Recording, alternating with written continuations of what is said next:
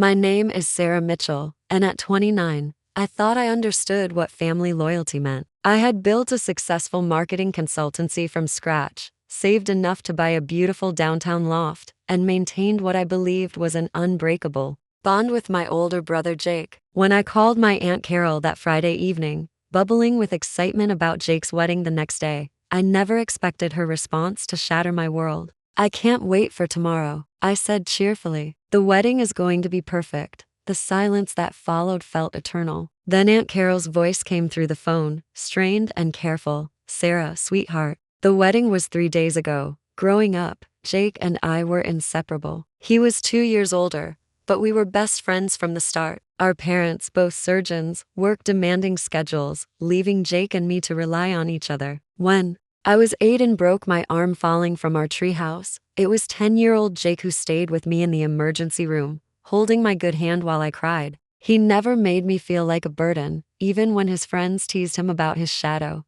Throughout high school, our roles sometimes reversed. Jake was brilliant but socially awkward, preferring books to parties. When some older kids started bullying him, I stepped in without hesitation, earning detentions for defending my brother. "Nobody messes with Jake" became my motto, and somehow the bullying stopped. College separated us geographically. Jake went to Stanford for computer engineering while I attended UCLA for business, but we talked every week. During my sophomore year breakdown over organic chemistry, Jake drove 6 hours just to bring me homemade cookies and a pep talk. When he struggled with his senior thesis, I flew up for weekends to help him organize his research. We were a team. Everything changed when Jake met Rebecca during his first job at a tech startup. He was 24, I was 22 and just starting my career. His excitement was infectious when he called me. "Sarah, I met someone incredible. She's amazing, smart, beautiful, driven. I think she could be the one."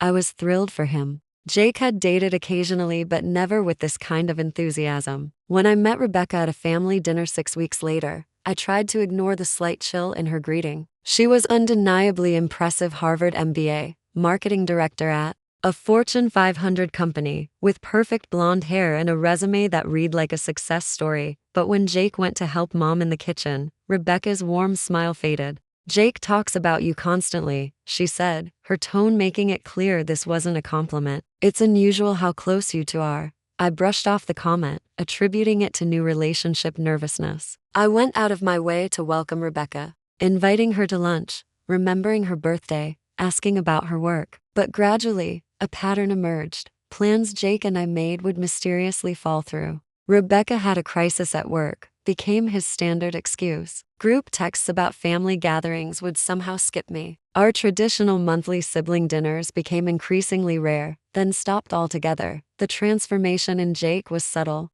but devastating. Our long phone conversations shrank to 5-minute check-ins where he seemed distracted. When I visited their apartment, Rebecca would make cutting comments about my career, my clothes, my life choices. "Marketing consulting must be so flexible," she once said, emphasizing the word like it was code for unstable.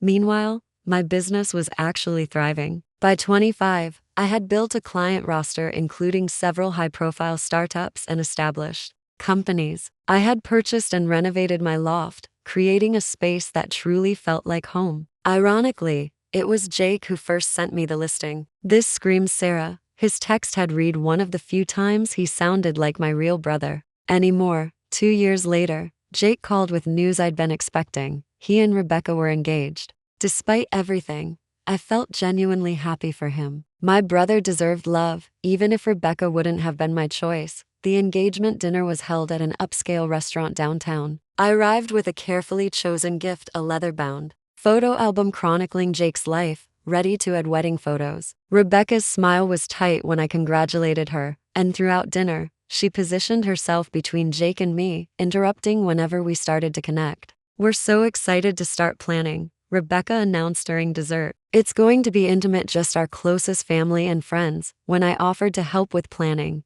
knowing vendors through my business connections, Jake seemed interested. "That would be great, Sarah. Let me check with Rebecca about what we need." He never followed up. When I asked again a week later, he seemed uncomfortable. "Rebecca's college roommate is handling most of the coordination," he explained, "but we'll let you know if anything comes up."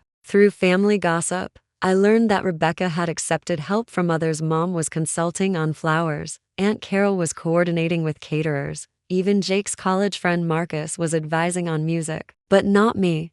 6 months before the wedding, Jake asked to meet for coffee. My heart lifted, hoping for reconnection. Instead, he looked miserable as he explained that I wouldn't be in the wedding party. Rebecca has her 3 closest friends as bridesmaids, he said, not meeting my eyes. And I have my 3 groomsmen. We wanted to keep it balanced. The rejection stung, but I forced a smile. I understand. Maybe I could do a reading or something? Definitely, he said quickly. You'll still have an important role. That role never materialized. 3 months before the wedding, formal invitations arrived. Mine was addressed to my old apartment, the one I'd moved from 2 years earlier, despite Jake helping me move to the loft. The invitation had been forwarded, arriving weeks after everyone else received theirs. When I called to RSVP, Jake sounded surprised. I thought maybe you were upset about the bridesmaid thing, he said. We hadn't heard from you.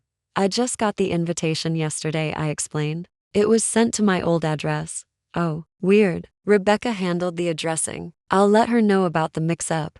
More red flags appeared. Mom mentioned a save the date I never received. Aunt Carol referenced a wedding website with details I'd never seen. When I asked Jake for the link, he sent it with a casual "thought you already had this." As the wedding date approached, I noticed my family becoming strangely distant. Mom's calls went to voicemail. Dad's texts were uncharacteristically brief. Even Aunt Carol, who usually called weekly, had gone quiet. I assumed it was wedding stress, and threw myself into creating the perfect gift, a custom photo book chronicling Jake's journey from childhood to marriage, with heartfelt captions for each memory. Originally, Jake had mentioned May 15th as the date, but then family members started referencing May 8th in passing. When I texted Jake to clarify, he responded quickly, May 15th, definitely. Everyone else is confused. The week of what I believed was the wedding, I took time off work to finish the photo book. I stayed up late Thursday night, May 14th,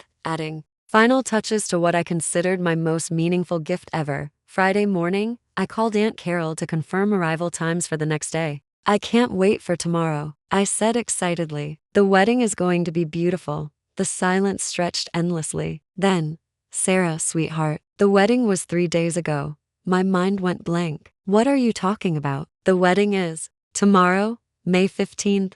No, honey. It was May 8th last Tuesday. They changed the date months ago because of venue issues. Everyone got notified. With shaking hands, I grabbed the invitation from my desk. May 8th stared back at me in elegant script. How had I misread something so important? I don't understand, I whispered. Jake confirmed May 15th. Oh, Sarah. Aunt Carol's voice was gentle but heartbroken. They sent an email about the date change. Didn't you get it? I frantically searched my emails. Buried in spam, dated just 10 days before the wedding, was an automated message from a wedding website service. Not from Jake, not from family. A generic notification with the subject line "Wedding Date Update." I opened Facebook with trembling fingers. There they were. Dozens of photos from Jake and Rebecca's wedding. Jake in his tuxedo, Rebecca in flowing white, my parents beaming beside them, Aunt Carol dancing with Uncle David, cousins I hadn't seen in years, all gathered together, celebrating, everyone except me. I called Mom immediately. Did Jake get married? Last Tuesday? A pause. Yes, sweetie. It was a beautiful ceremony. We thought you knew about the date change.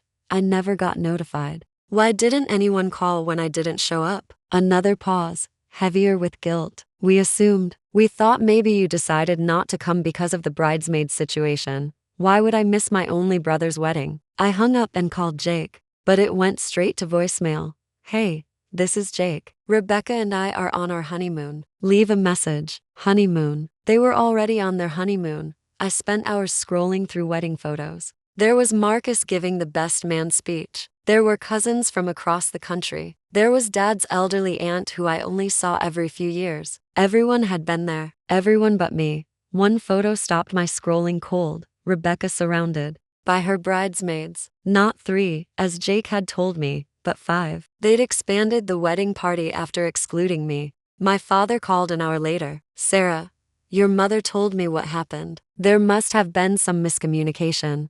Miscommunication? No one called when I wasn't at the rehearsal dinner. No one wondered where I was during family photos. No one noticed I was missing. We thought you chose not to come, Dad said weakly. Tyler said he'd tried to reach you. I checked my call history. No missed calls from Jake in weeks. No text messages asking about my absence. Nothing. That night, I sat on my loft's balcony, surrounded by the wedding gift I'd never give and the new dress I'd never wear, finally accepting the truth.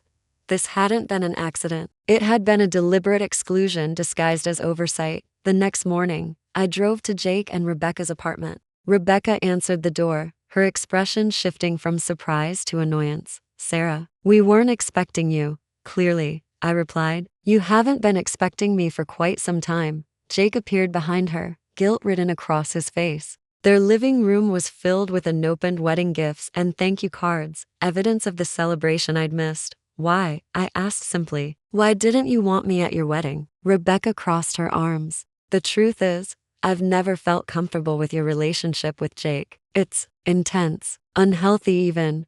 I stared at her, then at Jake. Is that what you think? Jake wouldn't meet my eyes. Sometimes it feels like you don't want me to have a life separate from you. The accusation hit like a physical blow. I've supported every relationship you've had. I went out of my way to welcome Rebecca. This emotional manipulation is exactly what I mean, Rebecca said coldly. This isn't manipulation. This is hurt. The confrontation continued until my parents arrived, having tracked me down. They offered weak excuses and platitudes about moving forward, but no real acknowledgement of what had been done to me. In the days that followed, I retreated from the world, processing the magnitude of the betrayal with help from my closest friends and a therapist. I began to see the pattern clearly: years of gradual exclusion, forgotten messages, and systematic removal from Jake's life. 3 weeks later, Jake called with a request that left me speechless. Hey Sarah, how are you doing? He sounded cheerful, as if nothing had happened. I've been better. What do you need, Jake? Well, Rebecca and I want to host a proper post-wedding celebration for family. Your loft would be perfect, all that space and those amazing city views. The audacity was breathtaking. They wanted to use my home for a celebration of the wedding I'd been excluded from. Let me understand this correctly, I said carefully. You want to use my loft to celebrate your wedding? The wedding I wasn't invited to? Come on, Sarah, don't be difficult. This is a chance for you to be part of the celebration. No, the silence that followed told me everything. It had never occurred to him that I might refuse. Sarah, be reasonable. Everyone's excited to see your place. The answer is no, Jake. I won't host a celebration for a wedding I wasn't allowed to attend. The family pressure campaign began immediately. Mom called within minutes, followed by Dad, then various relatives. Some understood my position. Others accused me of being petty and vindictive, but I held firm. For the first time in my life, I set a clear boundary with my family, even when it meant disappointing people I loved. I've learned that healthy relationships require honesty, respect, and accountability. I wrote in an email to my entire family. My decision stands. I'm open to rebuilding relationships on these new terms, but I will no longer accept being an afterthought in my own family. The aftermath created a clear division in my family. Some members reached out with support and understanding. Others maintained distance. Jake and Rebecca held their celebration at a hotel, and I felt nothing but quiet peace with my decision. Over the following months, I focused on building my chosen family, the friends and relatives who showed up consistently with love and respect. I began hosting small gatherings at my loft, creating genuine connections and new traditions. Slowly, some family relationships began to heal. Mom was the first to acknowledge her role in the situation, admitting she'd known something was wrong, but had been afraid to intervene. Dad took longer, struggling with conflict avoidance, but eventually joined our conversations. Jake reached out after 6 months, admitting that marriage counseling had helped him recognize the patterns he'd allowed. I want to be your brother again, he said simply. If you'll let me try. Rebuilding trust took time. I maintained boundaries, making it clear that Vanessa would need to demonstrate real change before I'd consider spending time with both of them. Together, progress came in small steps: occasional texts, brief phone calls, shared lunches. By the first anniversary of the wedding, enough healing had occurred that I felt ready to host a small family dinner at my loft. Not the grand celebration Jake and Rebecca had once envisioned, but a quiet gathering of those who had done the work of rebuilding relationships. The evening wasn't perfect. Rebecca remained uncomfortable. Dad still occasionally pushed for artificial harmony, and some topics remained sensitive. But there was also laughter, genuine warmth, and the beginning of new traditions. As we sat on my balcony after dinner, my teenage cousin Emma asked me a question that made everyone listen. How did you find the courage to stand up to everyone when they were pressuring you to give in? I considered her question carefully. I realized that respecting myself was as important as being respected by others. Sometimes that means making difficult choices and accepting that not everyone will understand them. My friends always pressure me to go along with things that make me uncomfortable, she admitted. I'm afraid of losing them if I say no. The people who truly value you will respect your boundaries, I told her. Anyone who doesn't may not be someone you want in your life anyway. That night, after everyone had left, I sat alone on my balcony reflecting on the journey. The pain hadn't disappeared completely, it probably never would, but it had transformed into wisdom, strength, and a deeper understanding of what family truly meant. True family wasn't just shared DNA or childhood memories. It was mutual respect, honesty, and the courage to both set and honor boundaries. It was showing up for each other not just in celebration, but in conflict. It was doing the hard work of repair when damage had been done,